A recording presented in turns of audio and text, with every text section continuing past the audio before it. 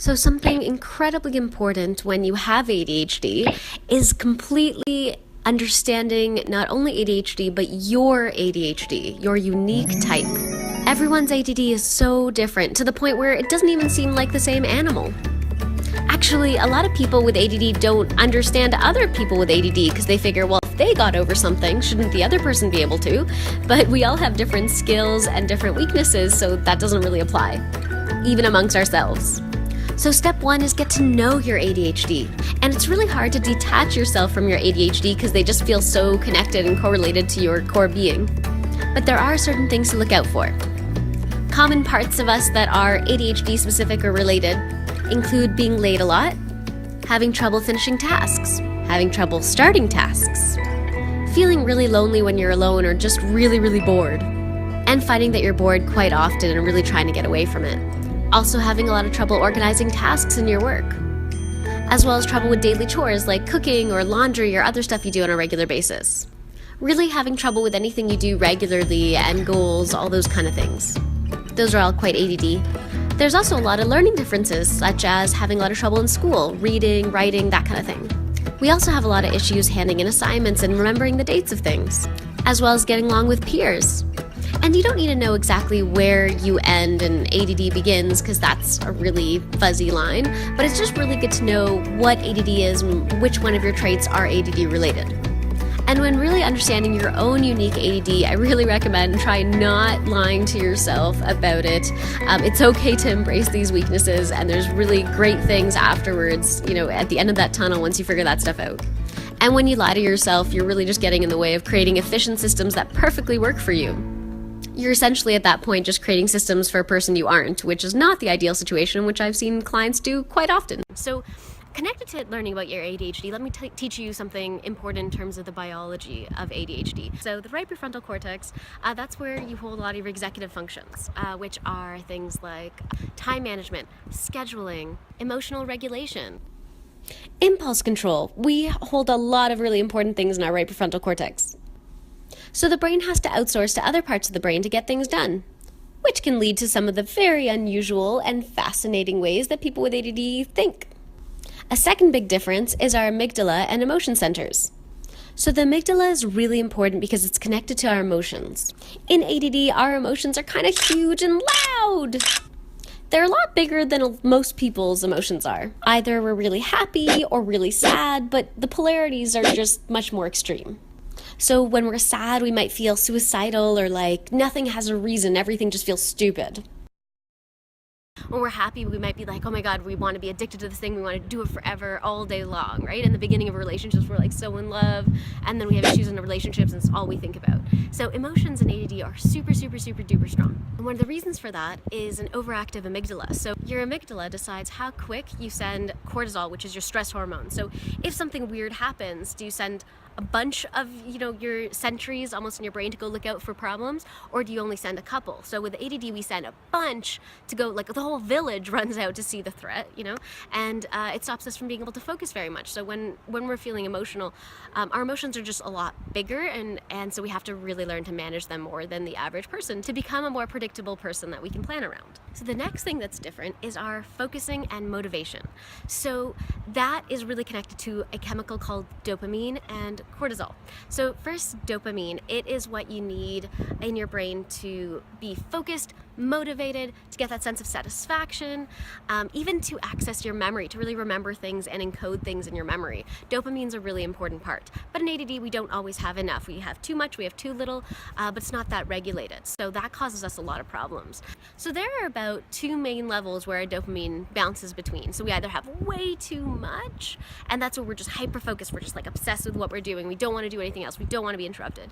And too little is often where we just feel really dopey, stupid, almost the same feeling when you're kind of drunk. You're just a little disoriented, a little dysregulated. And that's not a great feeling because it's really hard to kind of get focused on something when you're out of dopamine, meaning you can't even focus. You learn things and they go in one ear and out the other, and that's not really that helpful. And then there's something else that controls those levels of dopamine, your focusing hormone, essentially, right? So if your dopamine's really high and you're feeling great, but then all of a sudden stress comes along, so some sort of negative emotion, like we talked about, our negative emotions are a little stronger than other people's, so it comes along and that pumps something called cortisol. That's your stress hormone. So cortisol goes way up, your dopamine, no matter, even if you had a lot of it, just crashes down to the ground. So no more dopamine. I think of cortisol like Mr. Pac-Man, and then dopamines are like the little things it eats to get points. So, your Mr. Pac-Man comes along and eats all your dopamine. So when your cortisol, Mr. Pac-Man, has eaten up a lot of your dopamine, typically what happens is we go into low dopamine state, where we typically lose about 15 IQ points from our high dopamine state. So like we're really stupider, as I mentioned. And you lose track of your long-term memories. So everything and like put there like to be tested or whatever, like you just can't access that stuff, right? So you get cut off from your long-term memories and your IQ is going down, right? So, and then we crash. So that is how cortisol and dopamine come together to really manage throughout your day, like how alert and motivated you feel. So it's really important to understand your own patterns of that. I like to ask a lot of clients kind of constantly when they come into my office, what dopamine state are you in, if they have ADD, before we even start the session, so I know like how quickly they're going to be remembering, what's going to be going on, how I need to teach them in a unique way, because you're going to be teaching somebody with ADD who has high dopamine a lot faster than you'll teach someone with ADD who has low dopamine. And lastly, a big difference with the ADD brain is our working memory. So you can think of that as like your desktop, okay? So it's like how many things you can fit on your desk and then fiddle with. So it's stuff that you're kind of thinking about and contrasting to other things you're thinking about. So the average person's working memory is about 5 or so things they can keep in it. The average person with ADD, our working memory can hold about 2 on average. So you might notice that if you walk into a room, you might forget fully what's happening. If someone starts to talk to you, you might forget what you were doing. So big difference with ADD is our working memory. The average person can hold about 5 things plus or minus in their working memory that they can kind of compare and contrast. They can think of like, I need to go get the dog, and I need to call this person in a couple minutes, and I'm waiting for a casserole to finish, and my socks are itchy, and it's a beautiful day. Like they can kind of hold all those things in their head. A person with ADD typically can only hold about 2 before we've kind of lost one. So we could be thinking, my socks are itchy and I need to focus on this test. Then all of a sudden somebody comes in and they talk to you about something and you've just lost your 2 things because now it's replaced with someone's talking to me and maybe my socks are itchy. But you really can't hold that much in there, right? So it's really important to know that we have a smaller working memory so that we can kind of use a lot of lists. So lists are really, really helpful, writing things down, using out like schedulers like calendars or daily to-do lists. Those are really important just to get things out of your working memory and onto a piece of paper. We can work with that a lot better. And we do better with like more written or recorded instructions rather than someone just telling us, hey, turn left at that turn and then go right, then pass the cow, go straight, and then we're like, oh my gosh, after the first 1 or 2 things, our brains floated away. So that's a good thing to know about yourself and to prepare for yourself when you have ADD, so that you're understanding that you're a little bit different than other people, but you can totally work around that and work with it because it actually has amazing strengths. And just to go into some of the strengths that you have with ADD, just because some people, they're not as clear on that, there's ADD gets so much bad PR. We're often so much more creative. We're amazing problem solvers. We're incredibly empathetic and make fantastic teachers and parents.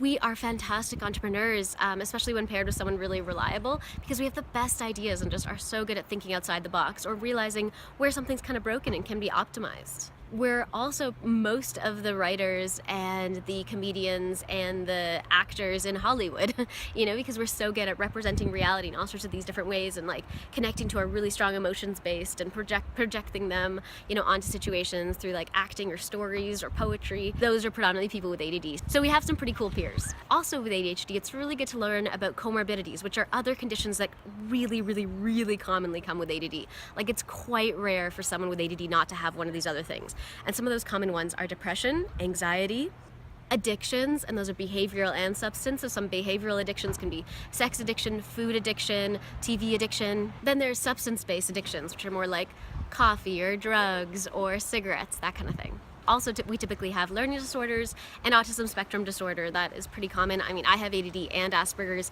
and sensory integration dysfunction. So sensory integration dysfunction is kind of my senses are just so strong and overdeveloped, especially in my sense of smell and my sense of touch. So that has also sorts of interesting impacts on my life too. So very rarely does someone with ADHD only have one thing, so don't feel bad if you have a bunch of things just like me. So your experiment for this week is to really watch your own type of ADHD. Look at how it strengthens your life, how it weakens elements of your life.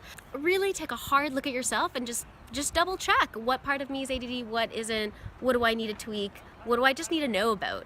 It's not about using ADD as an excuse, it's about using it to inform your choices for your day-to-day living. You might also want to ask some family or friends around you if they've noticed anything that they think are your ADD symptoms. That can also really help.